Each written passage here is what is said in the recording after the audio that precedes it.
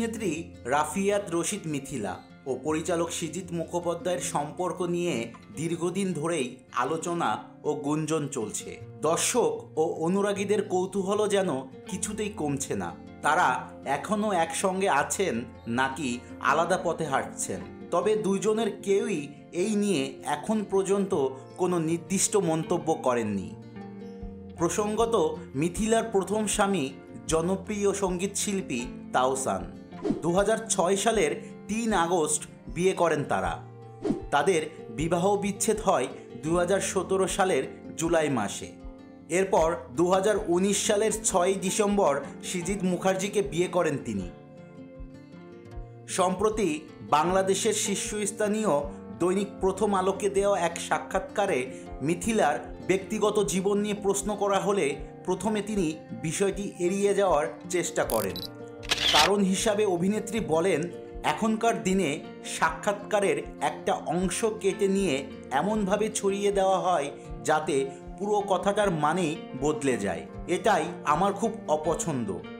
সৃজিতের প্রসঙ্গে সরাসরি কিছু না বললেও মিথিলা স্পষ্ট জানিয়ে দেন ব্যক্তিগত জীবনের বিষয়ে তিনি আর কোনো মন্তব্য করবেন না। তার ভাষায়, আমি সিদ্ধান্ত নিয়েছি আমার ব্যক্তিগত জীবন নিয়ে কারোর প্রশ্নের উত্তর আমি দিব না, কারণ আমি কিছু বললেই সেটা বিকৃতি করে অন্যভাবে উপস্থাপন করা হয়। তাই এই প্রসঙ্গ নিয়ে আমি চুপ থাকাই শ্রেয় মনে করছি।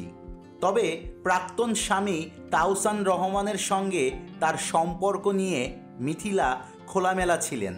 তিনি বলেন, বিবাহ বিচ্ছেদ মানেই শত্রুতা নয়।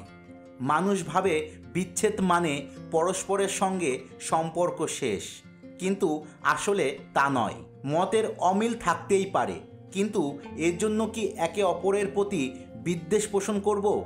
বিশেষ করে যখন সন্তান আছে, তখন বাবা মা হিসাবে তার স্বার্থটাই আগে দেখতে হয়। মেয়েকে ঘিরেই এখন মিথিলার জীবনের বড় একটা অংশ, তাই প্রাক্তনের সঙ্গে যোগাযোগও নিয়মিত রয়েছে। অন্যদিকে ঘনিষ্ঠ সূত্রের মতে আগের তুলনায় এখন মিথিলা কলকাতায় আসা যাওয়া অনেকটাই কমে গেছে।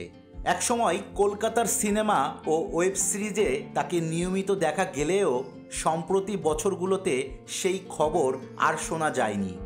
আগামী দিনে কি আবার সৃজিত মিথিলাকে একসঙ্গে দেখা যাবে?